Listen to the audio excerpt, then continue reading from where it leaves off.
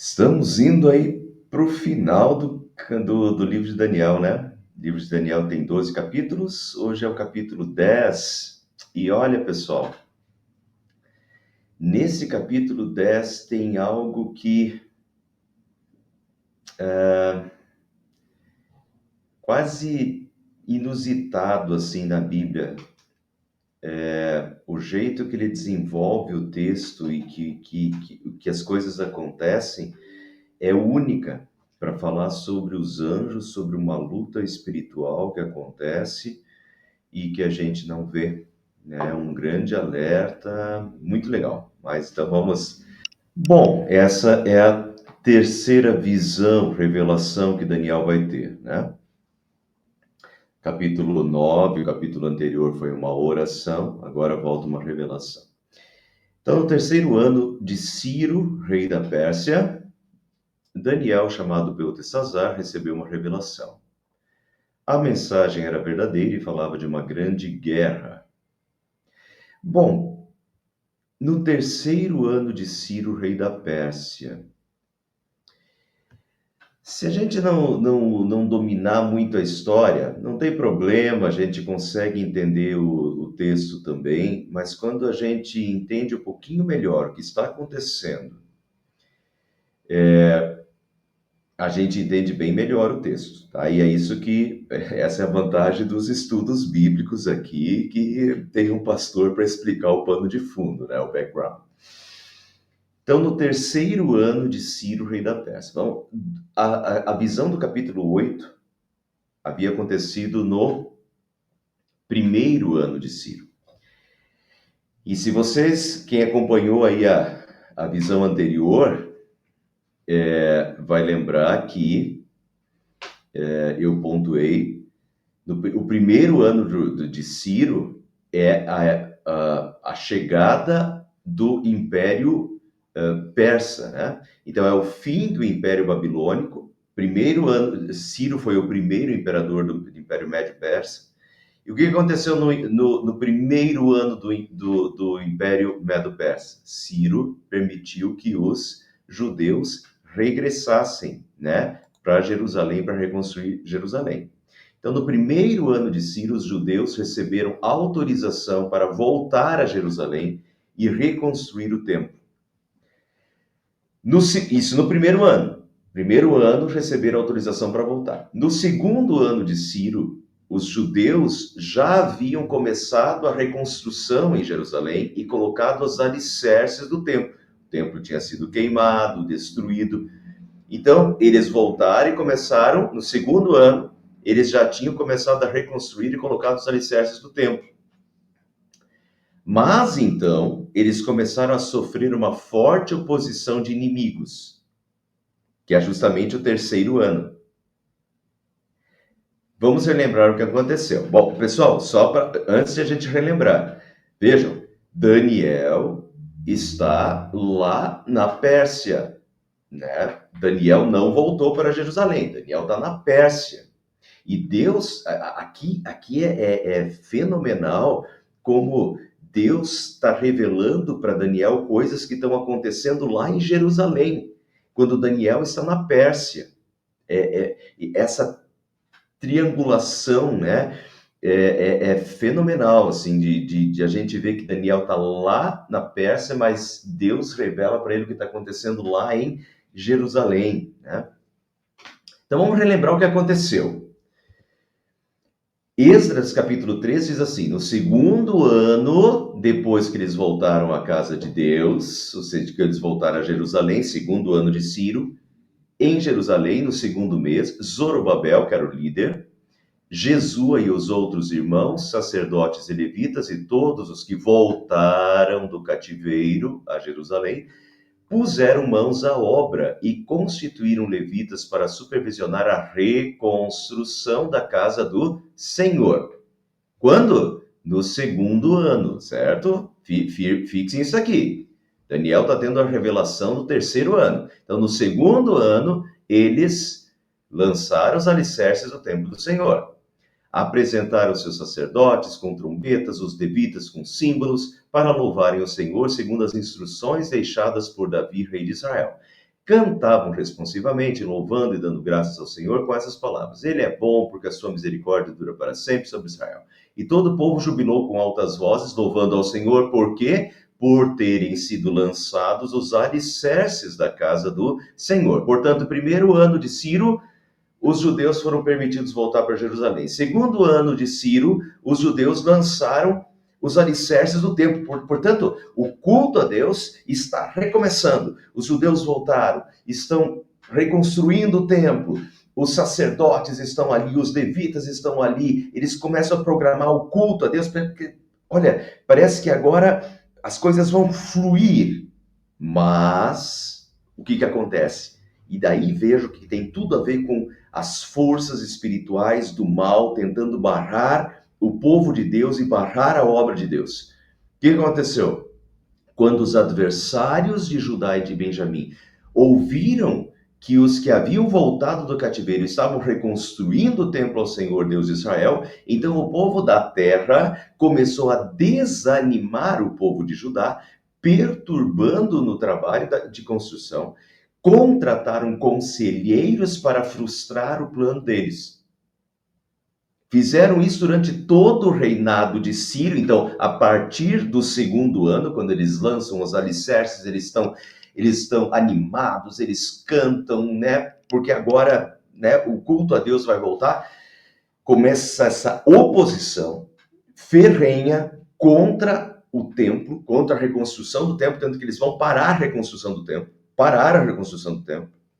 Levou, se não me engano, 10, 12 anos para eles voltar a reconstruir o templo. Portanto, é isso que está acontecendo. No segundo ano, eles lançam os alicerces e começa a oposição. E aqui, pessoal, tá? Oposição de quem? Dos povos ao redor, do povo da terra. Os que tinham ocupado a terra por causa do cativeiro, o povo de Judá foi levado para fora e outros povos foram colocados ali, os samaritanos, que eram um povo misto, né? Porque o povo de todos esses outros lugares vieram ali. Então, esses povos começaram a se opor, né? Perturbar o trabalho, desanimar o povo, perturbar o trabalho de construção, contratar conselheiros para frustrar o plano de Deus. Agora, muito bem, oposição de quem? Aqui a gente vê oposição de pessoas.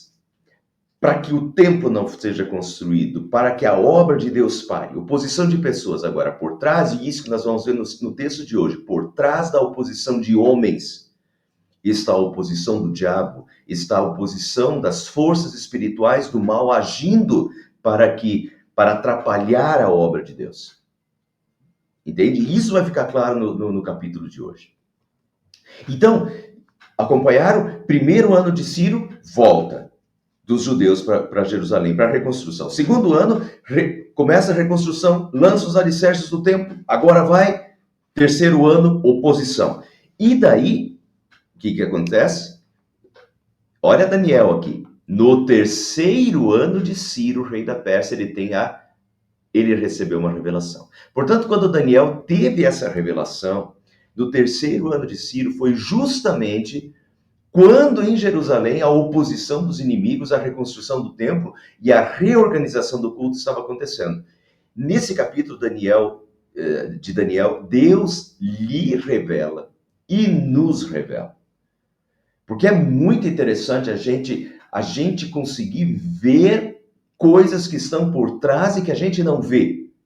Forças espirituais do mal agindo. Nesse capítulo, Deus lhe revela para Daniel e nos revela a oposição do diabo e os seus anjos aos planos de Deus. Revela a batalha espiritual que estava acontecendo por trás de tudo aquilo ali. Entende? Por trás de toda a oposição. Muito bem, vamos continuar e vocês vão ver como isso tudo se fecha. Na visão que teve, ele entendeu a mensagem. Naquela ocasião, eu, Daniel, passei 3 semanas chorando, não comi nada saboroso, carne e vinho nem provei, não usei nenhuma essência aromática, até se passarem as 3 semanas. Né? Daniel, em cada uma dessas visões, isso lhe deixa extremamente perturbado. Né? E aqui, novamente, assim como já tinha acontecido nas outras vezes, ele durante 3 semanas, ele fica, né, não quer comer nada saboroso, carne, vinho, não provar, essência aromática. 3 semanas. Só para... Eu sei que você sabe, tá? É óbvio, mas só vamos frisar. 3 semanas, 7 vezes 3, 7 dias da semana, vezes 3 semanas, 21 dias. Fixe nisso, para a gente entender a continuação do texto, porque o anjo vai falar de 21 dias daqui a pouco, tá? Então, 3 semanas, 21 dias. No 24º dia do primeiro mês, eu estava em pé junto à margem de um grande rio, o Tigre. Olhei para cima, olha a revelação, visão, e diante de mim estava um homem vestido de linho, com um cinto de ouro puríssimo na cintura. Seu corpo era como berilo, o rosto como relâmpago, os olhos como tochas acesas, os braços e pernas como reflexo do bronze polido, e a sua voz era como o som de uma multidão. Essa é a visão que ele tem. A visão de quem? De um homem vestido de linho. Daniel, capítulo 10, versículos 5 e 6. Olhem agora João, o que João vê no Apocalipse. Voltei-me, capítulo 1 do Apocalipse. João, a visão de João. Quem estava falando com João? Voltei-me para ver quem falava comigo e vi um semelhante a um filho do homem. Olha aqui, um homem. Um semelhante a um filho do homem com vestes talares. As vestes talares, os talares, né, dos sacerdotes eram feitos de linho. Então, um homem vestido de linho é a mesma coisa que vestes talares. E cingido com um cinto de ouro. Com um cinto de ouro. Os olhos eram como chama de fogo, e Daniel vê os olhos como tochas acesas. Os seus pés eram semelhantes ao bronze polido, e Daniel vê os braços e as pernas como reflexo do bronze polido. E João no Apocalipse, a voz era como o som de muitas águas. Daniel, a sua voz era como o som de uma multidão. É fenomenal, né? Daniel, por isso que eu falo, pessoal, é fenomenal. Daniel é literatura apocalíptica, e Daniel e Apocalipse andam lado a lado. É fenomenal. Deus é o mesmo. Por que eles têm a mesma visão? Porque Deus é o mesmo Deus que revela para Daniel, que se revela para Daniel, é o Deus que se revela para João no Apocalipse. Daniel viveu, vamos fazer só uma conta simples aí. Daniel viveu em 500 e desde 600 a.C., 550 a.C., tá? 600 a.C. E João tem a sua visão no ano 96 depois de Cristo. Portanto, 600 anos depois, quase 700 anos depois. Vejam, mas como é que a visão é a mesma? A visão é a mesma porque o Deus é o mesmo, o Deus que se revela é o mesmo. Deus está se revelando para Daniel, Deus se revela para João lá na ilha de Patmos, e os dois têm a mesma visão. Fenomenal. Então, veja como, né, Daniel e João se... E quem é essa... Daniel vê que um homem vestido de linho fala com ele, né? E a visão é a mesma para os dois.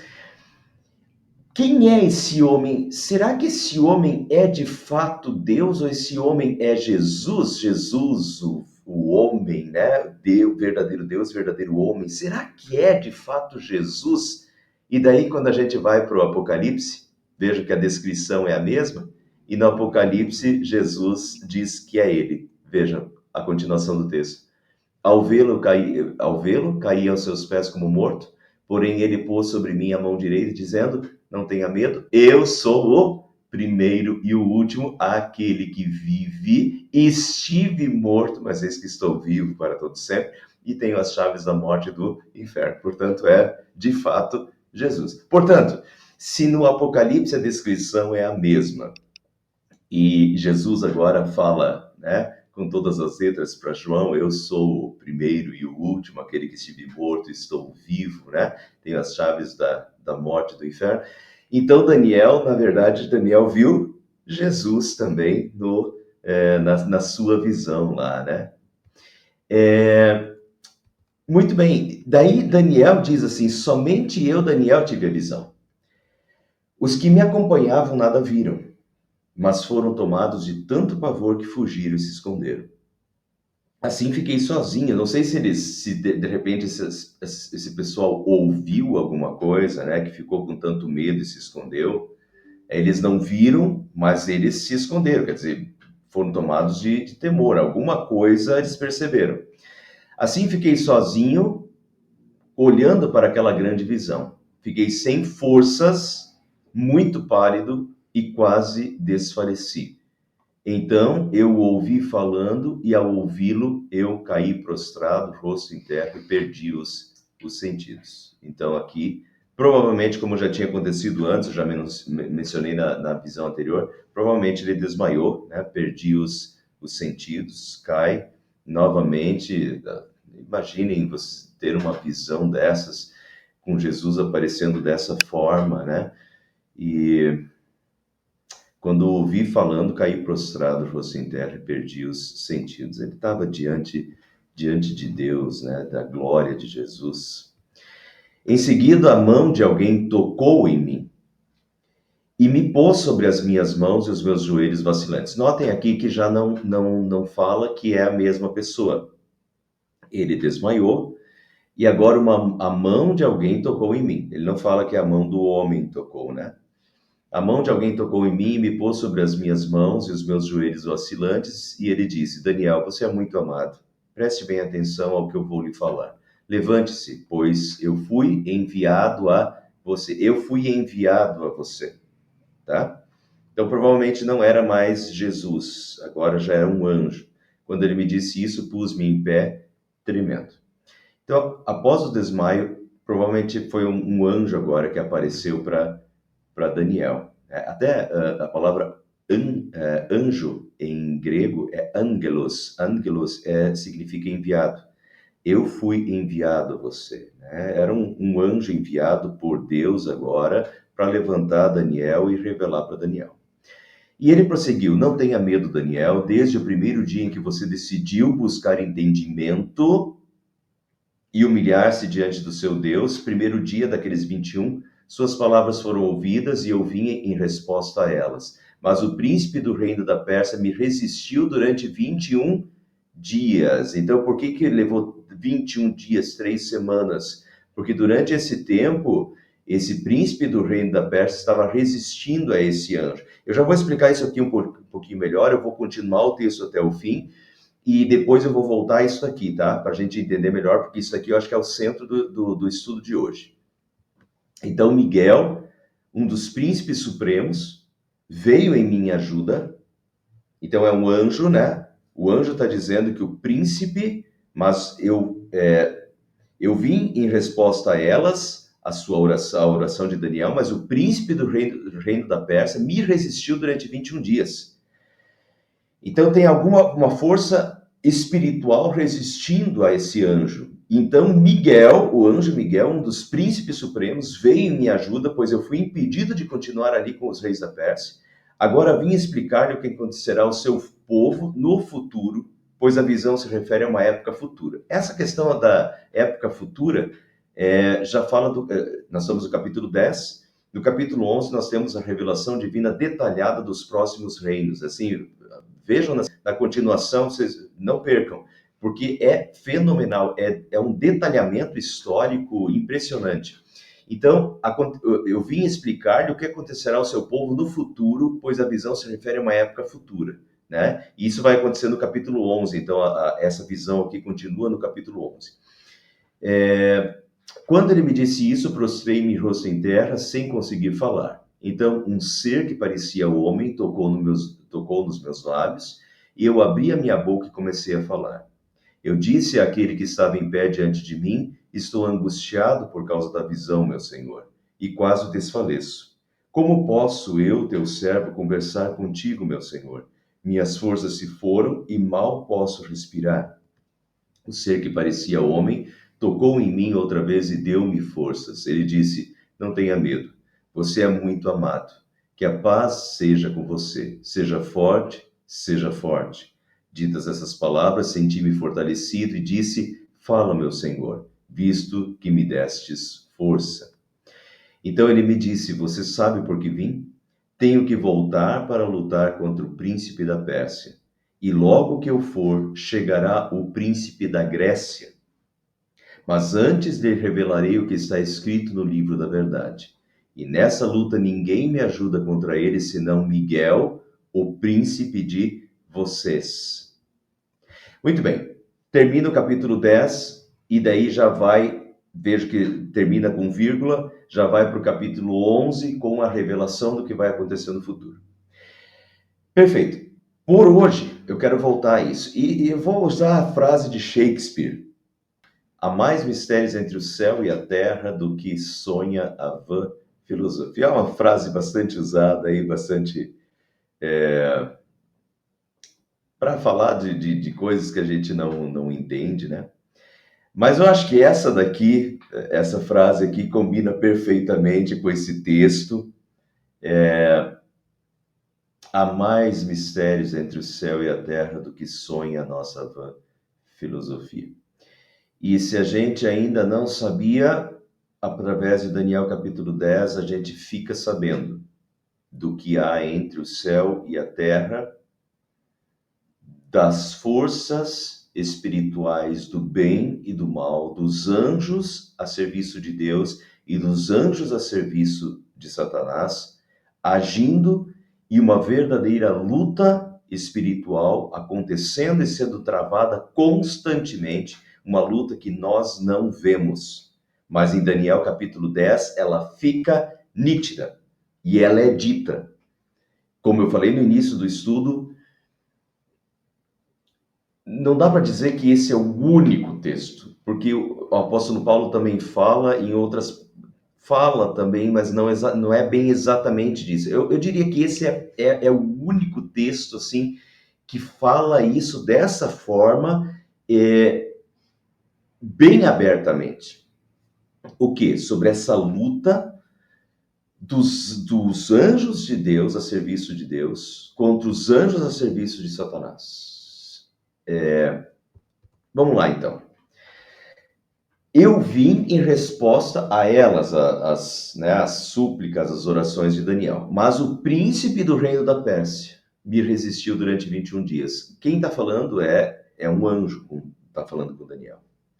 Então, o anjo enviado por Deus sofreu resistência do anjo, que é chamado de príncipe, do reino da Pérsia durante 21 dias, certo? Então, é um anjo, veja que não é plano físico.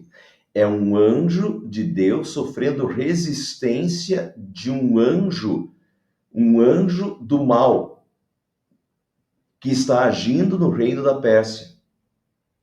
E há uma luta, uma resistência durante 21 dias, de tal forma que o anjo de Deus não pode ir, não chega até Daniel, só chega a Daniel depois de 21 dias, porque está tendo uma resistência e uma luta contra esse príncipe da Pérsia.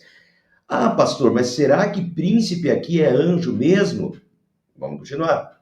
Que príncipe nesse texto se refere a um anjo do mal que estava agindo na Pérsia, fica claro pela sequência do texto, onde o anjo Miguel também é chamado de príncipe. Veja, então Miguel, um dos príncipes supremos, veio em minha ajuda, pois eu fui impedido de continuar ali com os reis da Pérsia. Veio a minha ajuda e quem? Um anjo, o anjo Miguel, vem em ajuda do outro anjo que está sofrendo resistência do príncipe, quer dizer, de um outro anjo do mal, né, que estava agindo na Pérsia. Então, o anjo Miguel veio ajudar o anjo que estava sofrendo resistência. Miguel é chamado aqui nesse texto, Miguel é chamado de um dos príncipes supremos. Vejam, Daniel capítulo 12, versículo 1. Naquela ocasião, Miguel, o grande príncipe que protege o seu povo, se levantará. Certo? Então, é o anjo Miguel. O grande príncipe que protege o seu povo. Miguel é o grande príncipe que protege o seu povo.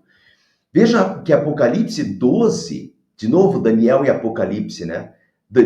Apocalipse 12, 7 a 9, que fala do fim.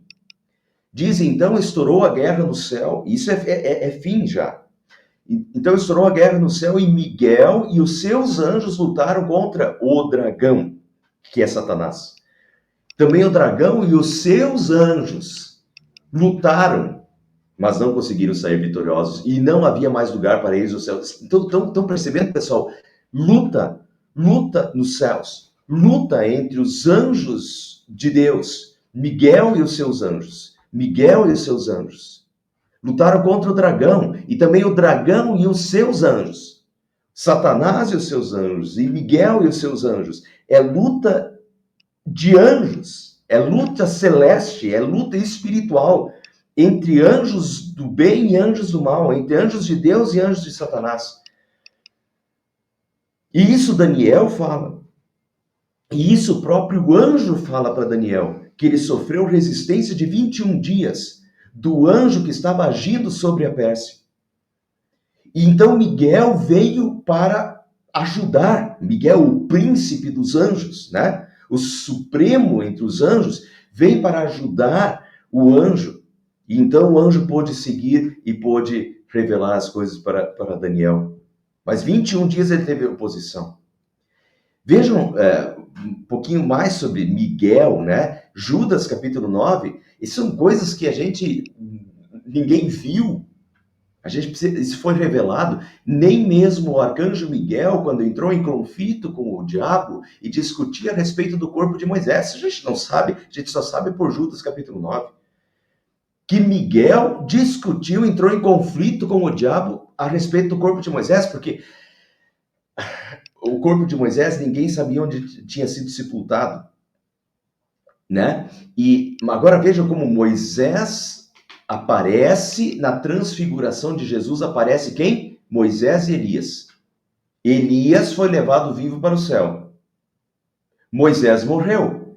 Moisés morreu, só que olha aqui, ó, o corpo dele houve conflito com o diabo, com Miguel e com o diabo sobre o corpo de Moisés. Portanto, o Miguel acabou levando o corpo de Moisés para o céu, assim como o corpo de Elias foi levado. E Moisés, depois da transfiguração de Jesus, Moisés aparece de corpo na transfiguração de Jesus. Moisés e Elias, né? Os dois que agora o corpo deles estava no céu. Então, vejam, essa questão aqui, a gente não vê isso. Uma luta de Miguel, o príncipe dos anjos do Senhor, contra Satanás a respeito do corpo de Moisés. A luta de Miguel e os seus anjos no final, Apocalipse, capítulo 12, vai acontecer no final. A luta de Miguel e seus anjos contra o dragão, Satanás e os seus anjos. Mas isso não vai acontecer só no final. Isso já aconteceu. Daniel fala isso, o anjo fala isso para Daniel, que ele sofreu resistência do príncipe anjo, o príncipe da Pérsia, que agia nas Pérsia. Então vejo que isso, agora, um pouquinho mais, olha, tenho que voltar para lutar contra o príncipe da Pérsia, e logo que eu for, chegará o príncipe da Grécia. Príncipe da Grécia é outro anjo, que vai agir do mal, que vai agir sobre a Grécia. E nessa luta ninguém me ajuda contra ele, senão Miguel, o príncipe de vocês. Estou vendo de novo? A luta contra o anjo agindo na Pérsia continua, e depois dele haverá o anjo que agirá sobre a Grécia, Império Grego. E provavelmente assim sucessivamente, em todos os impérios, em todos os tempos, as forças espirituais do mal estão agindo. Satanás e os seus anjos estão agindo por trás de todos os impérios. Pessoal, esse é o único texto que trabalha essa questão, uma questão de que olhos não veem, que a gente não vê acontecendo, mas há uma luta espiritual acontecendo. Há forças espirituais do mal agindo nesse mundo, agindo nos impérios, agindo nessas forças contra Deus, contra os planos de Deus, né? Para sufocar a igreja de Deus. Mas também há as forças de Deus, Miguel e os seus anjos, agindo em favor do povo de Deus, né? Então, esse texto fala dessa luta, que é uma luta que a gente não vê. Em todo tempo, também as forças espirituais do bem, os anjos de Deus, estão agindo em favor do povo de Deus, dos planos de Deus, né? Vejam Efésios, como isso, o apóstolo Paulo aborda isso em Efésios. O apóstolo Paulo diz: vistam-se com toda a armadura de Deus para poderem ficar firmes contra as ciladas do diabo, porque a nossa luta não é contra o sangue e a carne. Sangue e carne, outras pessoas. A nossa luta não é contra outras pessoas de carne e sangue. Mas a nossa luta é contra os principados. Como é que Daniel, o anjo chama? O príncipe da Pérsia. E depois vai vir o príncipe da Grécia. E o príncipe supremo de Deus, Miguel. Príncipe, sempre é príncipe. Os anjos são esses príncipes. A nossa luta é contra os príncipes, os principados e as potestades, as forças, potência, as potestades, contra os dominadores deste mundo tenebroso, dominadores desse mundo tenebroso. O príncipe da Pérsia estava agindo sobre a Pérsia, um anjo com forças espirituais do mal agindo sobre a Pérsia. Depois virá o anjo da Grécia, um anjo, uma força espiritual dominadora sobre a Grécia. Certo? Os dominadores, a nossa luta é contra os principados, essas forças espirituais, os potestades e os dominadores desse mundo tenebroso, contra as forças espirituais do mal nos regiões celestiais. Se a gente não sabia disso, está sabendo. São coisas que a gente não vê. Mas há uma luta acontecendo nesse momento. Sempre houve. Desde o início, desde que Satanás e os seus anjos se desviaram, há uma luta sendo travada. E essa luta fica escancarada em Daniel e revelada pelo anjo a Daniel. Mas essa luta aqui no apóstolo Paulo fica muito clara, né? Que a nossa luta é contra os principados, contra as potestades, os dominadores desse mundo tenebroso. O diabo tenta dominar e usa a sua força, e usa o seu poder espiritual do mal, e usa os seus anjos para dominar esse mundo em trevas, contra as forças espirituais do mal nas regiões celestiais. Por isso, peguem toda a armadura de Deus. Quando a gente entende que há uma luta espiritual sendo travada, que a gente nem vê, a gente nem considera, porque a gente é invisível aos nossos olhos, mas essa luta está acontecendo. Peguem toda a armadura de Deus para que vocês possam resistir no dia mau. E depois de terem vencido tudo, permanecerem inabaláveis. Nós cristãos precisamos estar conscientes dessa luta do mal sendo travada, certo? Não é simplesmente uma luta política. É uma luta de forças espirituais do mal que estão agindo por trás de tudo, que estão dominadores deste mundo tenebroso, dominando esse mundo, né? Semeando o mal, conduzindo o mal nesse mundo, conduzindo a perseguição ao povo de Deus. Lá, no terceiro ano de Ciro, as forças espirituais estavam agindo sobre os opositores para que o templo não fosse reconstruído e de fato conseguiram parar que o templo fosse construído. Levou 10, 12 anos para voltar à construção. Então, as forças espirituais agindo para que o templo não fosse reconstruído, para que o culto de Deus não voltasse, né? E assim o mal se proliferasse, como proliferou, mas então os anjos de Deus, as forças espirituais do bem, e Deus novamente agiu e permitiu que o templo continuasse, que o povo voltasse e reconstruísse, e o culto voltasse. Mas essa é a luta constante que está acontecendo. Não é simplesmente a luta do bem contra o mal. Não é isso. Vamos dar nome aos bois. Bem contra o mal é religiosidade persa. Yin e Yang, aquele negocinho preto e branco, né? Metade preto, metade branco, isso é religiosidade persa. Não é luta do bem contra o mal somente, é a luta de Satanás e os seus anjos contra Deus e os seus anjos. E essa luta está acontecendo todos os dias e todas as horas. E essa luta é uma luta, pessoal, que interfere na política, que interfere, né, nos reinos. O anjo da Pérsia, o anjo da Grécia, entende? É realmente força espiritual agindo por trás dos reinos, por trás dos poderes, por trás de pessoas. E por um lado, a gente fica preocupado, quando e tem que ficar, pelo menos a gente entender que isso está acontecendo, a gente olha com outros olhos para isso e abre, pelo menos abre os olhos, revelação, né? Deus revela, abre os nossos olhos para coisas que a gente não vê, mas que estão acontecendo, para essa luta que não é contra carne e sangue, essa luta contra as forças espirituais do mal que está acontecendo. Nesse momento está acontecendo. Mas não é para se desesperar também. Judas, aqui não é Judas, aqui eu esqueci de tirar, aqui é a oração, é o Pai Nosso, né? Mateus capítulo 6. Jesus nos ensina a dizer, mas não nos deixes cair em tentação, mas livra-nos do mal. E mal, pessoal, esse mal é o maligno. Isso em grego fica mais nítido. Livra-nos do maligno. Tem algumas traduções bíblicas que até traduzem, livra-nos do maligno. Livra-nos do diabo. Essa é a oração do Pai Nosso. Jesus nos ensina a orar. Não nos deixes cair em tentação, mas livra-nos do maligno.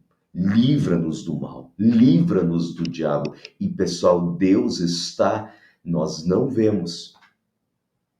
Assim como Daniel não viu o anjo do Senhor sofrendo resistência do anjo da Pérsia, né? São forças espirituais do mal, a gente não vê, mas assim Deus nos livra. A gente nem sabe de quantas situações Deus, através dos seus anjos, nos livra constante, diariamente, do mal, do maligno, do que o diabo intenta fazer contra nós. A gente tem que orar e agradecer. E quando a gente pensa nisso, orar e agradecer pelo que a gente não vê, pelo livramento constante de Deus pela nossa vida, que a gente não vê. Deus nos livra, Deus está nos livrando do mal. E a gente nem imagina o quanto. Talvez no final, quando a gente, né, estiver com Deus, e Deus nos mostrasse a nossa vida e um filme da nossa vida, nós ficaríamos surpresos e extasiados, estupefatos, vendo o que Deus fez por nós, que a gente nunca agradeceu, porque a gente nunca viu. Todo o livramento de Deus, que Deus nos proporciona diariamente, através dos seus anjos, dará ordem aos seus anjos para que te livrem, para que não tropeces em alguma pedra, diz lá o Salmo, né? Deus envia os seus anjos a favor dos que hão de herdar a salvação, diz outro texto bíblico. Deus envia os seus anjos. Os anjos estão lutando a nosso favor, a serviço de Deus. Deus está nos protegendo, Deus está nos livrando do mal e a gente precisa continuar pedindo por isso, né? Porque nós somos frágeis, aí que está a nossa limitação. Nós somos tão míopes nisso, a gente não consegue enxergar essa luta acontecendo. Às vezes a gente até acha que ela nem está acontecendo, mas quando ela está acontecendo, a gente é tão pequeno, tão ínfimo e ainda tão incrédulo quanto essas coisas. Graças a Deus, Deus é a nosso favor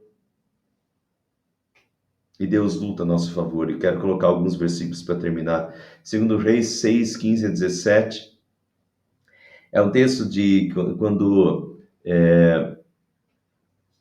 quando o servo de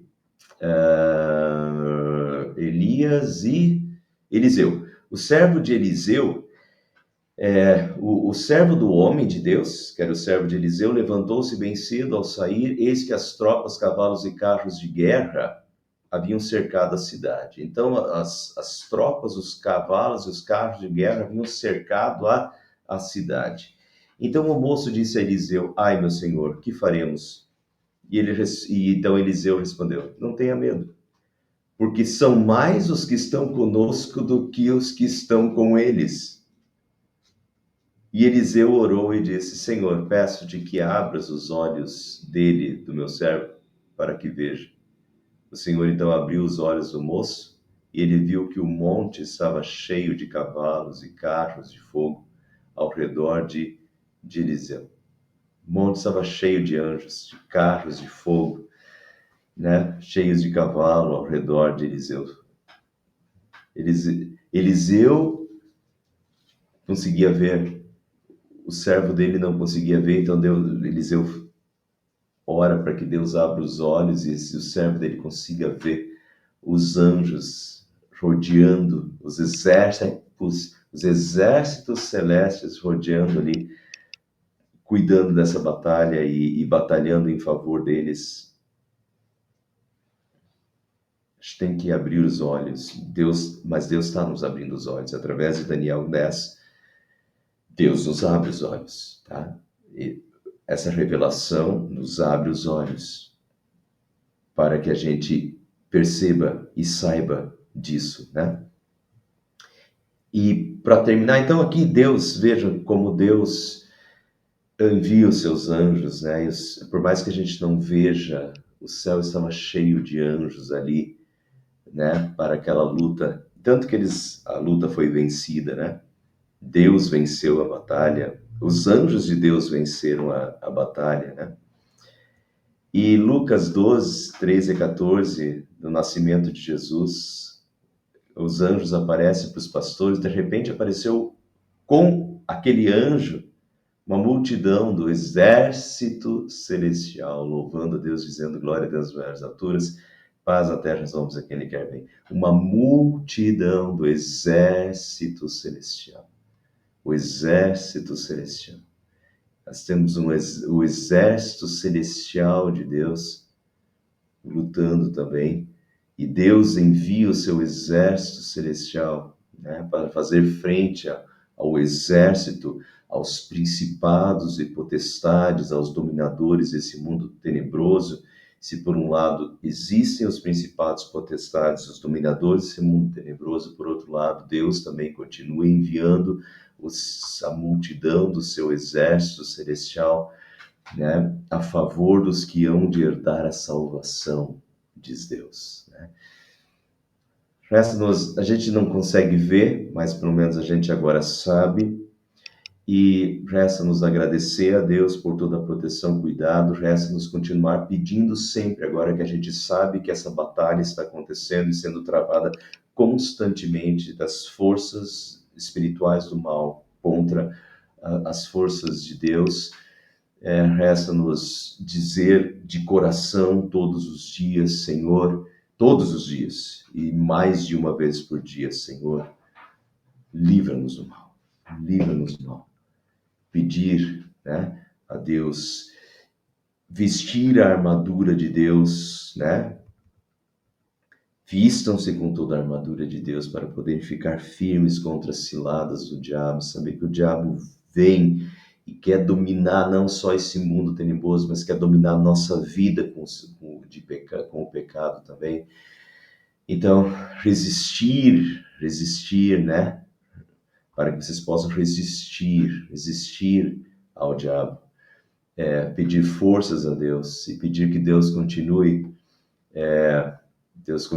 com seus exércitos celestiais nos protegendo nos amparando, como sempre fez. E isso a gente pode ficar tranquilo também nas mãos de Deus, por mais que a gente não veja.